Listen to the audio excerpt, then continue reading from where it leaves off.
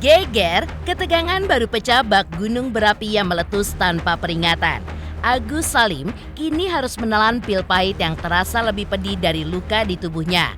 Agus menyebut nama Denny Sumargo dan Gary Julian sebagai sosok yang tega mengalihkan dana donasi sebesar 1,3 miliar rupiah kepada korban bencana di NTT tanpa mempertimbangkan janji awal yang ia yakini masih berlaku. Keputusan ini bukan hanya menggoreskan luka baru di hati Agus, tapi juga memancing badai emosi dari publik. Banyak yang bertanya-tanya, apakah langkah Densu dan Gary Julian adalah wujud kepedulian yang tulus, ataukah pengkhianatan terhadap niat awal donasi untuk membantu Agus?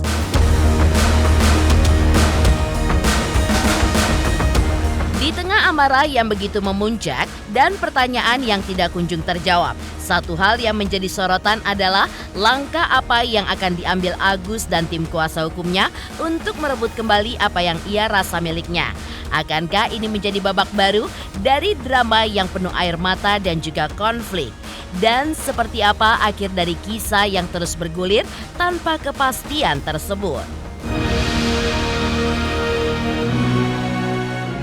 Pemirsa, bersama Intens Investigasi, kami hadirkan kabar terkini, terpercaya, dan teraktual.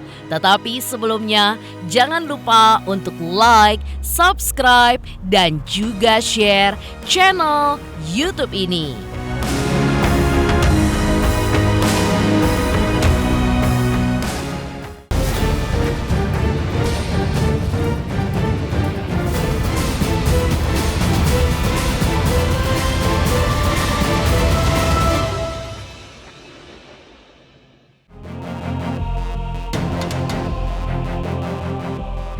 Kisru donasi untuk Agus Salim kembali memuncak, seperti gelombang laut yang tidak kunjung surut. Polemik ini pun semakin liar bagai api yang disiram bensin dan memperburuk situasi yang sudah panas. Ya, Yayasan Rumah Peduli Kemanusiaan yang kini dipimpin oleh Gary Julian secara resmi memutuskan untuk mengalihkan dana donasi sebesar 1,3 miliar rupiah kepada korban bencana alam di NTT. Sebuah langkah yang diambil langsung memicu letupan kekecewaan mendalam dari Agus Salim, pria yang menjadi korban penyiraman air keras yang awalnya menjadi penerima manfaat dari donasi tersebut. Agus dengan wajah penuh kesedihan akhirnya angkat bicara terkait keputusan yayasan. Ia pun mengaku merasa dikhianati, merenggut harapannya untuk mendapatkan hak yang ia yakini menjadi miliknya. Namun Agus pun juga menegaskan ia tidak akan tinggal diam jika hukum berpihak kepadanya.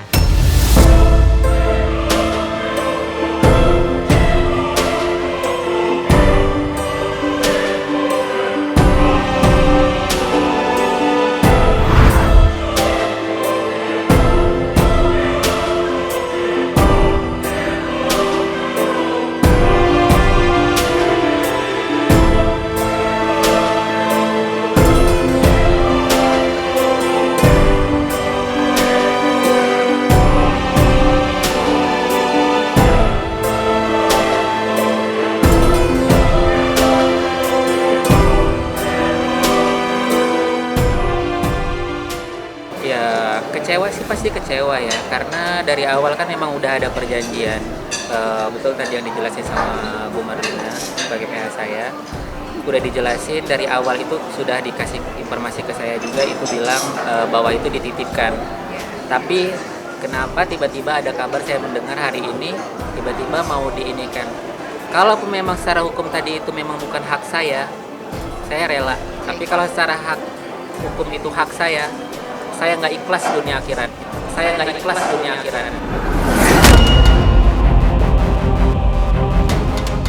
Keputusan yang diambil oleh Gary Julian, sosok yang kini memimpin yayasan tersebut, tentu menjadi topik yang memancing pro dan kontra di kalangan publik pada saat ini.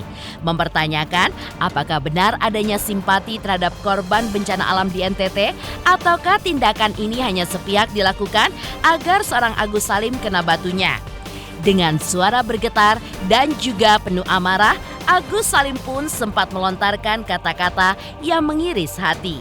di mana ia pun meminta pertanggungjawaban atas janji-janji manis yang dulu diucapkan oleh Denny Sumargo, Gary Julian dan juga Novi beberapa waktu lalu atau pada saat mencoba menolong dirinya. Pertanggungjawabkan perkataan kalian, janji kalian kemana gitu, dari Pak Densu, Pak Gary, Teh Novi, itu janji kalian semua buat Agus. Tapi janji kalian semua itu satu pun belum ada yang bisa ditepatin. Raut wajah Agus pun juga berubah, penuh kesedihan dan bercampur kemarahan yang tidak terbendung. Karena menurutnya, Denny Sumargo, Gary Julian dan juga Novi telah menghancurkan fisik dan mental dirinya sampai dengan sekarang.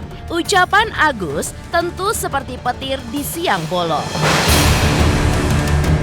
Lantas pertanyaan besarnya adalah, akankah Denny Sumargo, Gary dan juga Novi memberikan jawaban atas seruannya yang penuh luka ini? Atau justru kisah ini pun akan berakhir tanpa keadilan bagi Agus Salim? Kalian hancurkan fisik Agus, mental Agus, sampai sekarang kalian perlama, bilang Agus yang memperlama. Agus sudah mencabut itu semua laporan yang ada di Pak Farhan. Tapi kalian tega memperlakukan orang buta kayak Agus. Kalian tega memperlakukan orang buta kayak Agus. Kalau kalian mempersulit hidup Agus, mempersulit hidup orang buta, kalian maka dipersulit. Sementara itu, kisru donasi untuk Agus Salim ini pun memasuki babak baru yang semakin panas. Marlina, kuasa hukum Agus, menyatakan dengan tegas bahwa langkah hukum akan segera diambil terhadap Denny Sumargo dan juga Gary Julian. Tidak main-main, Marlina bahkan mengancam akan melayangkan somasi dalam waktu dekat. Dan jika somasi itu diabaikan, maka tim kuasa hukum Agus siap melangkah lebih jauh dengan melaporkan mereka secara resmi. Tidak berhenti di situ, Marlina juga menegaskan bahwa tim kuasa hukum Agus akan diperkuat. Dan ketika ditanya soal rencana menggugat atau melaporkan, Marlina pun memberikan jawaban lugas, yaitu pasti.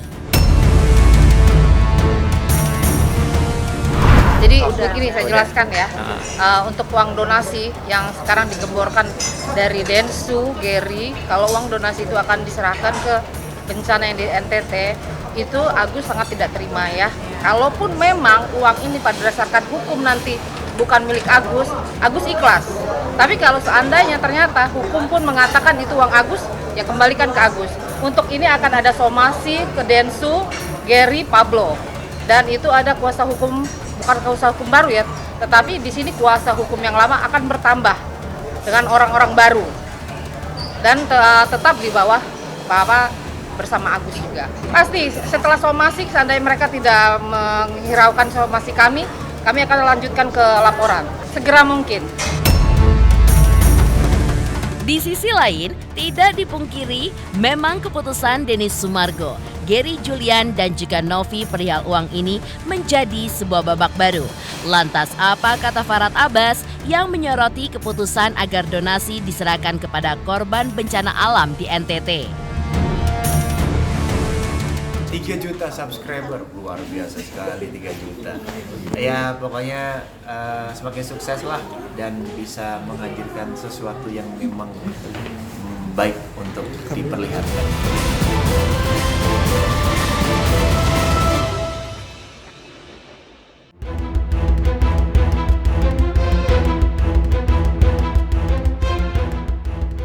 Kisru donasi untuk Agus Salim kembali beriak. Kali ini dengan sorotan tajam dari Farhad Abbas, kuasa hukum Agus yang kini angkat bicara dengan nada penuh kritik tajam terhadap langkah Gary Julian dan dukungan Denny Sumargo. Apakah benar akan memberikan uang donasi untuk Agus kepada korban bencana alam di NTT? Di sisi lain, Denny Sumargo dalam akun media sosialnya mengaku sudah berada di Labuan Bajo.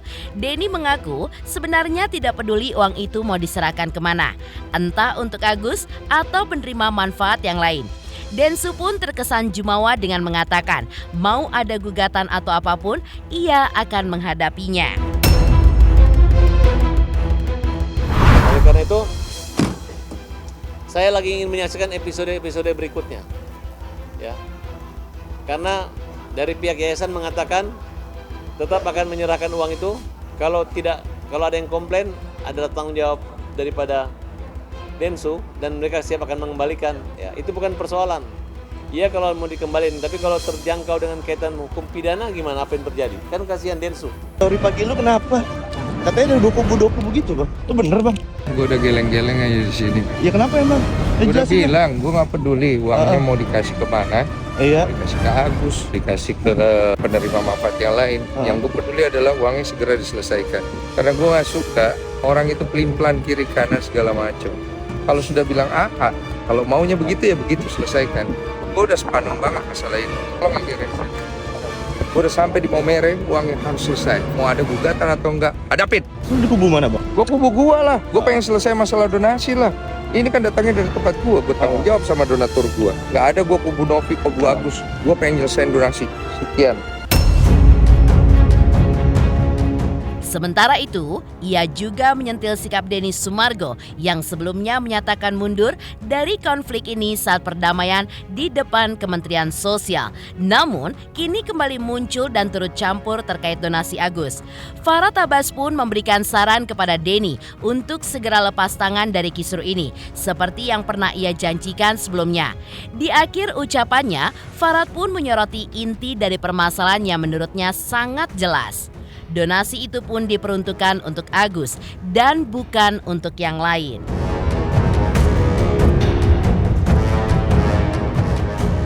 Saya nggak mau berantem 2 kali dengan orang yang sama. Dan bagi saya hanya sebagai saudara daripada Agus. Dan urusan-urusan di luar itu. Jadi saya serahkan keputusan sama Agus. Apakah dia ikhlas, apakah dia akan melakukan aksi-aksi atau menunjuk pengacara-pengacara pembela kaum lemah yang lainnya. Jadi saya minta teman-teman semua untuk berpikir panjang gitu. Jangan hanya pikiran-pikiran yang pendek. Kalau Densu khususnya saya anggap dia adalah seorang atlet. Kalau dengan atlet itu kan orang sport, olahraga itu orang yang lebih sportif. Kenapa orang olahraga itu? Karena mensana in corpore sano, di dalam tubuh yang sehat itu ada jiwa yang sehat. Jadi kalau orang yang berolahraga itu sehat. Jadi kalau misalnya ada orang yang rajin olahraga kemudian masih nggak sehat, saya pertanyakan itu. Jiwa baik itu harus ada gitu, sportif. Kalau kita udah damai, kita damai, nggak usah lagi saling serang. Kalau udah memang dulu awalnya ingin itu haknya Agus, haknya Agus. Kalau udah mundur, tidak ikut campur, udah nggak usah ikut campur lagi. Jangan lagi udah mundur, kita kena prank, tiba-tiba masih menangani ini gitu. Karena Denny Sumargo ini pekerjaannya banyak, bukan hanya pergi ngantar-ngantar uang kecil katanya 1,3 miliar. Dan pengantar itu merupakan luka atau membuat luka sakit hati yang mendalam dari Agus. Yang tidak terbantu dengan uang itu malah terpukul dan menderita sehingga tidak terjadi operasi hingga akhirnya lukanya tumbuh penuh sembuh sendiri. Nah, oleh karena itu saya menyarankan kepada Densu untuk lepas saja dari persoalan ini seperti niatmu dulu akan lepas dan tidak bertanggung jawab kecuali mau damai. Ya. Karena sikap Densu waktu dulu bertemu dengan Menteri Sosial itu adalah sikap satria. Tapi sekarang dia jauh dari kesatriaan komitmen ketika bertemu menteri. Tanpa melibatkan pemerintah mengambil keputusan tersendiri. Nah, oleh karena itu saya cukup prihatin dan mudah-mudahan akan kembali ke jalan yang benar dan lurus-lurus saja gitu. Karena inti persoalan itu adalah dana itu adalah peruntukannya buat Agus. Jadi kalau kalian ambilkan buat yang lain, ya tunggu-tunggu aja pasal-pasal pencucian uang dan pasal-pasal penggelapan dan penipuan. Ya, pernyataan Farhad Abbas tentu kembali menambah bara dalam konflik donasi Agus Salim. Lantas apa kata praktisi hukum Deolipa ketika menanggapi keputusan yayasan yang memutuskan dana donasi Agus untuk diberikan kepada korban bencana alam di NTT? Halo, saya Cika Bode. Selamat untuk Intens Investigasi dengan subscribernya 3 juta. Wow, keren banget. Semoga info-infonya bermanfaat buat teman-teman semuanya. Selamat!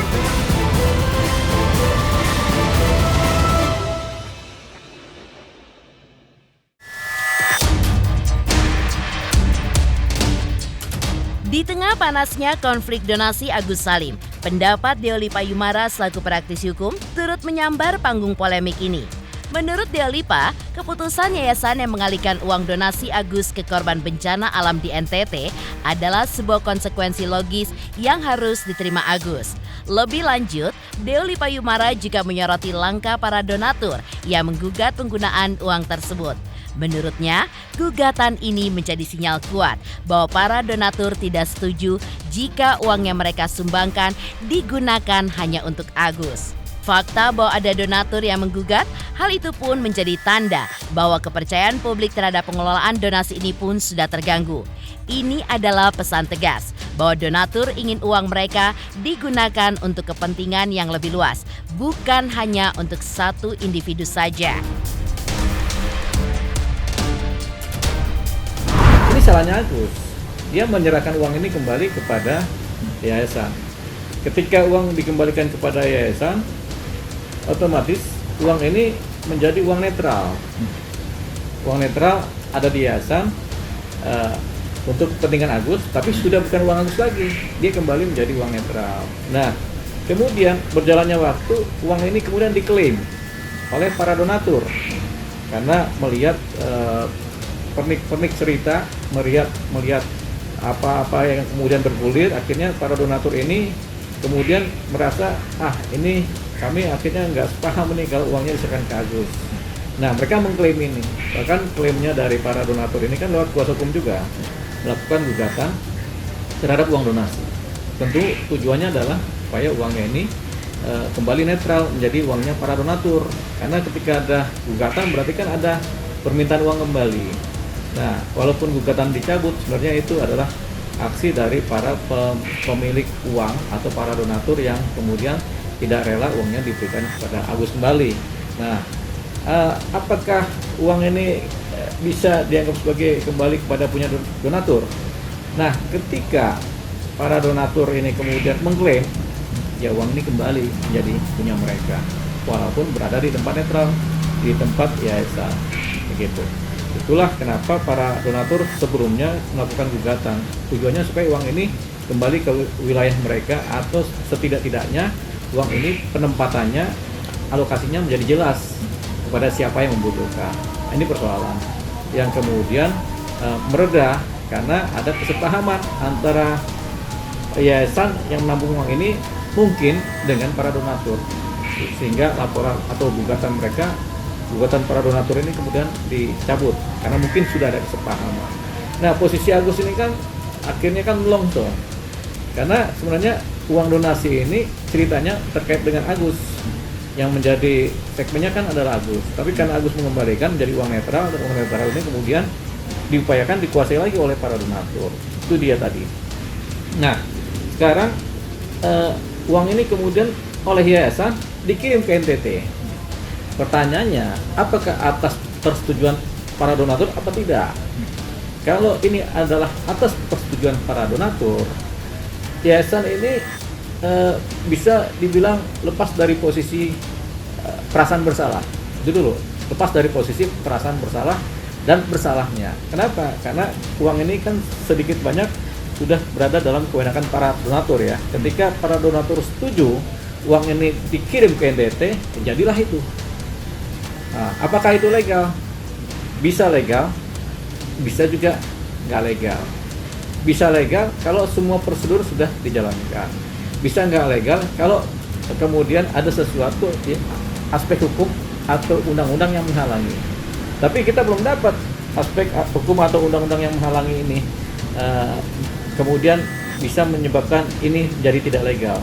Makanya kita beranggapan dan mungkin sudah ada juga pola-pola kerja, pola-pola pikiran atau pola-pola tindakan dari para donatur, kuasa hukumnya dan yayasan untuk dilempar ke NTT ini. Mereka sudah memikirkan aspek hukumnya, sehingga ketika mereka merasa ini sudah legal, ya mereka kirim ke NTT. Itu dia. Jadi saya masih beranggapan ini adalah suatu keadaan yang legal karena ada persetujuan dari para donatur. Demikian pemirsa, kabar terkini, terpercaya, dan teraktual yang kami hadirkan hari ini. Saksikan terus Intens Investigasi setiap hari Senin sampai dengan Jumat, tayang 5 kali sehari dan Sabtu tayang 3 kali sehari, yaitu pada pukul 11 siang, 12 siang, 3 sore, dan 6 sore. Tentunya hanya di YouTube channel. Dan pastikan jangan lupa untuk like, subscribe, share, dan komen channel Intens Investigasi.